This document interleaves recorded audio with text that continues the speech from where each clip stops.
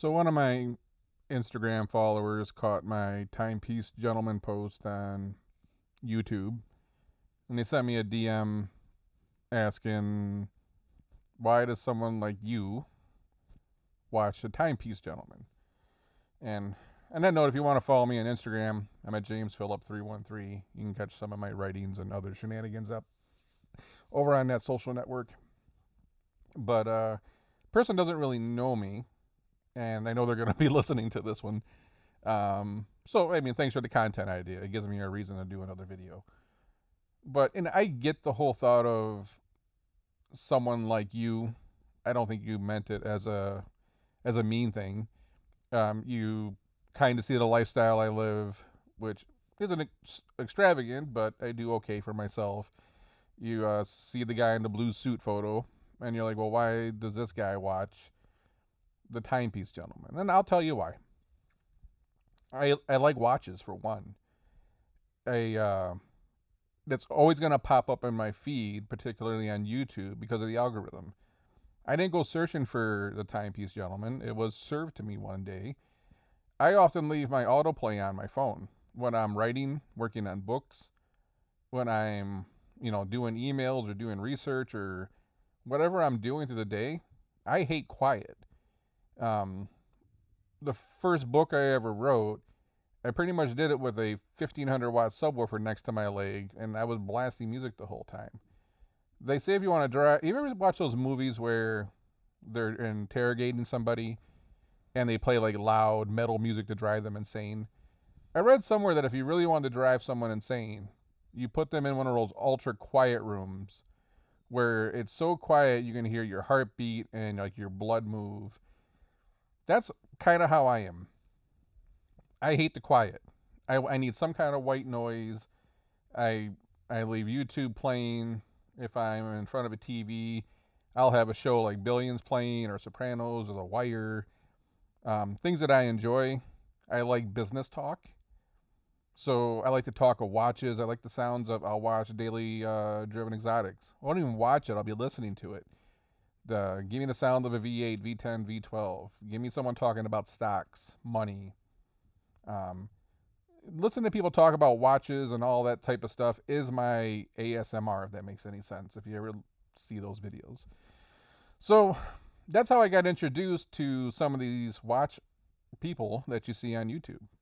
I don't sit there and tune in to every episode, but the one that caught me for the Timepiece Gentleman, I think they were at a watch show, and it's just interesting to see these trade shows and people coming and going, buying watches, talking prices, seeing all these different watches. That I guess I enjoy that. It's good background noise. So that's how I got into watch these watch channels as a whole. Um, and if you're wondering to watch in the background, because I got no other interesting background to post for you, I had to put some watch porn up. This is one of my as far as purchases go, and it's not like these watch shows where they're buying $250,000 watches. This is one of my favorite watches I've ever bought with the metal band. Um, I know it's a hated on brand. It's a lot of people don't love these, but this is still on my wrist one of my favorite watches. Not something I wear with a suit or whatever. It's definitely a flashy going out watch, but I don't know. It's one of those things that it's still one of my favorite watches. But as far as the Timepiece Gentleman, you get sucked into it, and I thought what they were doing was a little bit clever.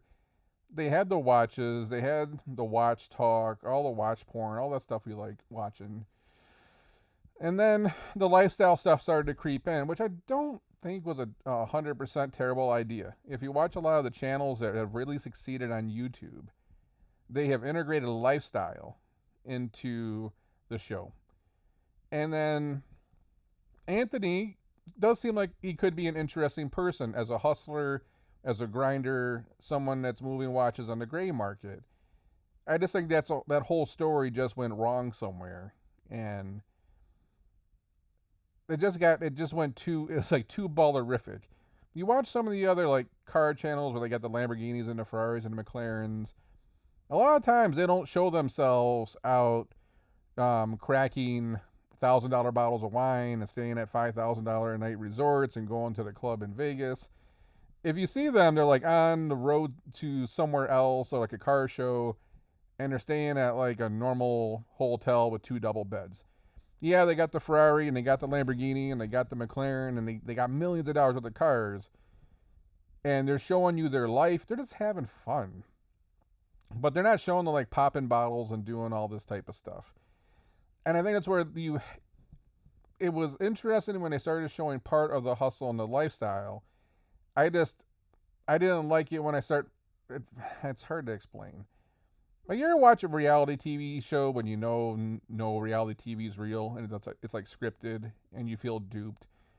When I start getting that vibe, I don't want to watch anymore. Like I get that some things may be staged and all that stuff. I don't mind seeing part of the lifestyle. I think it's interesting. What is it to be like in the day in the life of a watch dealer? So, and you'd hope these guys with those kind of watches are making some money. So it's like, okay, that's, you get a little bit interested. You got the watch talk, you got a little bit of lifestyle, and then to me, it just went off the rails. So if you ask, why does someone like me watch it? I mean, it's part entertainment. I like the watch talk, I like the money talk, I like the salesmanship. I love small business. I love marketing. I own one of the companies I own does digital marketing, advertising. I had a podcast that's done extremely well globally the last 2 years. I'm a little bit into video production and music production. I mean, these are all things that I love, and I like seeing that culmination coming together to create a show. And I thought that's kind of where you saw Timepiece Gentleman going, was this like culmination of producing a series, which I really like that. That's, you take all the things and you wrap it all up into one with the business and you produce a great piece of content. But man, it just went off the charts really fast. So there's the one guy that I stumbled upon that kind of showed, Tony. I think he's got a marketing company somewhere. I put a link in my last video. He was talking about how what Timepiece Gentleman did was they really broke watches out into something that was more creative content. And he was saying that he wishes someone would do that for the marketing industry. And then we're actually working on something at Daggerfin, to show more lifestyle of a growth strategy, management consulting kind of digital agency. But he had a point on the watch side where, if they started to show the lifestyle, which sucks more people in because it's interesting, and it's not the classic boring watch people. And I don't mean that in a negative way. It's just, I think when we consume content, there's a lot of just very even keeled, old school watch type stuff. I have that problem with wine. There's a guy, Andre Mack. I might be messing his name up. I follow him on Instagram. But I love watching his videos on wine. Non-pretentious. I like how he talks. I like his viewpoints. I like the wines he reviews. He broke down those barriers of the old school wine snob that I can't stand. I've drank many, 500,000 plus dollar bottles of wine in my life, but I never wanted to share that bottle with one of those people. I'd rather share that bottle with someone that knows nothing about it than to just. I can't stand these elitist type people. Maybe it's just where I came from. I didn't grow up with much money, and now I've had some success. I've never liked that old money, elitism, pretentious type of person. So watching Andre, we just get to the wine, and we leave behind all that old school thought of some like Upper East Side Manhattan, old family wealth type environment, and we just get down to the nitty gritty of it all. And I kind of feel like that's what I like about watches. There's another show that I don't know if it's a show, but I think the guy's name's Teddy. He's got a huge channel. and he did something with Kevin O'Leary with that one small watchmaker. And it's like, Kevin, he's on TV and he's half a celebrity and whatnot, but it's just, I don't see, like, I don't know if Kevin O'Leary is a dude that I'd want to sit down and, I got a bottle of, Pappy Rye. I don't know if I want to sit down and, like, kill a half a bottle with the guy. I just don't know if that's my type of dude. And I watched those two. I watched Teddy and, Kevin talk about watches. It's very sterile. It's that old school, stuffy, pretentious type of environment, and I do watch some of Teddy's stuff. It's kind of boring sometimes. And super successful at his channel, and I know there's people that like that. I just don't personally. Then there's some other guy in Ireland or UK that I think was doing watches, and more entertainment. Hard to understand what he's saying sometimes. But it's like edutainment at the end of the day. You're learning, you got content, it's something that's produced.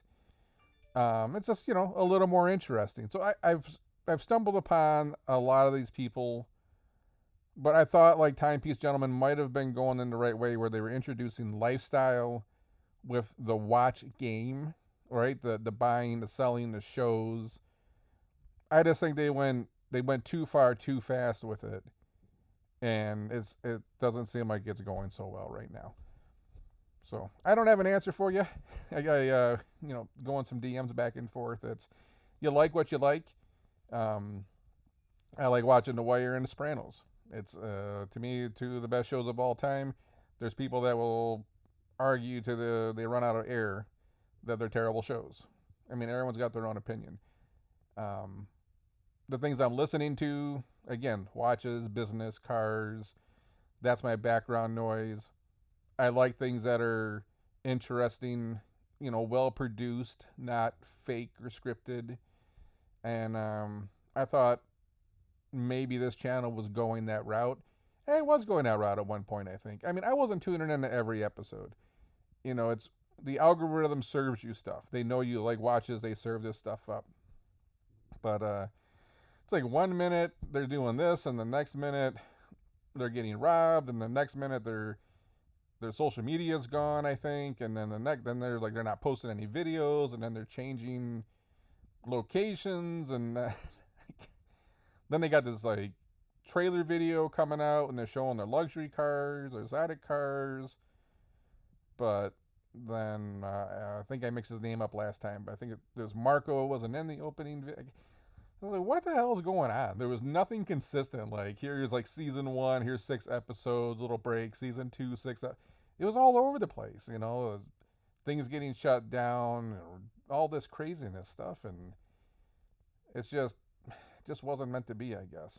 But hey, take the real life of someone in business and document it, throw in some lifestyle, and don't make it too ballerific, trying to like fake it until you make it thing, and I might be interested in it. I like the business mixed with lifestyle. It seemed like it was turning into like 90% lifestyle and like 10% business, when it just seemed like the business couldn't support the lifestyle. So anyways, I've talked way too long, but hey, it's probably saved me time instead of trying to go back and forth and explain in a DM, because it probably would have took me 2 hours. But I don't know. Put something interesting together and I'll watch it. That's what it comes down to. Anyways, that's all I got for this one. I'll catch you on the next one.